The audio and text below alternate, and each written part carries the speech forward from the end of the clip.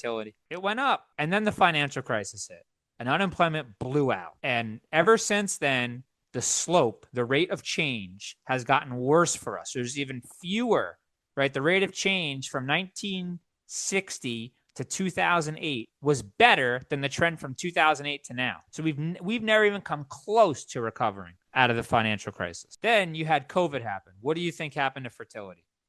It actually went up, right? You would expect that. But now, the 2023 data that we have, it's fallen off again. That shouldn't surprise you. Inflation spiked. So what's telling to me is that you have these periods where inflation is falling or is low, unemployment is low or falling. And what happens? People have kids. Another way to say it is just you have this constant uncertainty. We have this more neurotic than ever population, in part due to social media, smartphones, whatever. I'm not even going to get into it.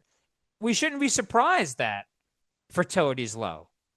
And we should be doing things to create the incidence of building relationships in order to get to, hopefully, higher fertility rates. These fertility rates are just another way of kind of looking at the marriage rate.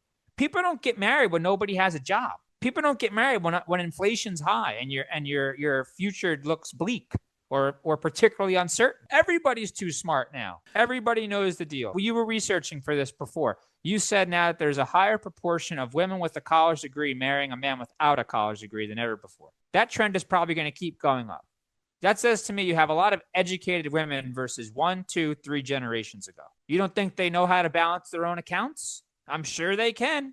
I think one thing that's really interesting is that the only people who aren't freaking out about this are mainstream Democrats. And yet, all of the solutions that we typically think of when we think about how can we incentivize folks to have more kids, we think about pretty standard